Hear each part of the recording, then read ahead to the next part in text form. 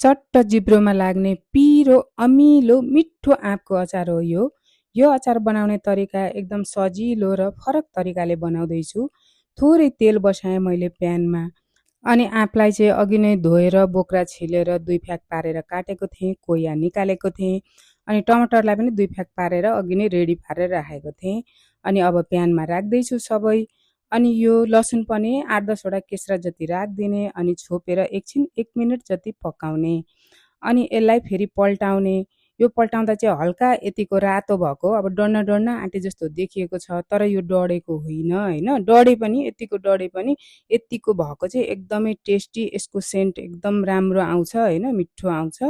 यतिको डढेकै राम्रो अनि टमाटरलाई पनि फर्काइदिने अनि यसलाई चाहिँ फेरि खोर्सानी अब कति राख्ने हो आफ्नो स्वाद अनुसारले राखिदिने।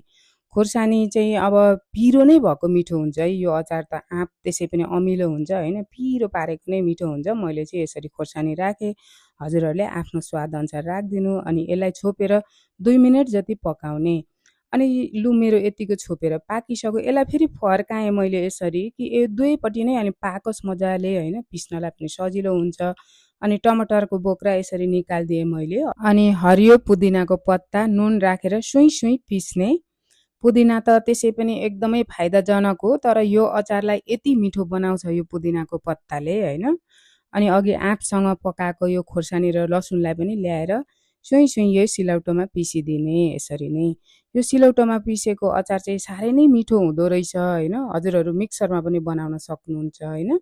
अनि अघि पकाएको यो आँपलाई टमाटरलाई ल्याएर फेरि सिलौटोमा सुई सुई पिस्दिने, राम्रोसँगले पिस्दिने। यसलाई पिस्नलाई अलिक अब गाह्रो गाह्रो हुन्छ सिलौटोमा चाहिँ तर मिक्सरमा चाहिँ सजिलो हो। तर यो सिलौटोको र मिक्सरको चाहिँ मलाई चाहिँ टेस्टमा एकदमै फरक लाग्यो हैन। हजुरहरू आफ्नो इच्छा अनुसार जस्तो सजिलो हुन्छ त्यसरी नै गर्ने हो हैन। तर मलाई चाहिँ यो सिलौटोको अचार चाहिँ एकदम के भन्ने र पिस्दैछु मलाई यस्तो जिब्रोमा पानी आइरहेको छ सररर हैन। अब थोरै मरिचको धुलो राख्ने अनि 2 चम्ची काँचो तोरीको तेल राखिदिने र यसलाई राम्रोसँगले मिक्स गरिदिने।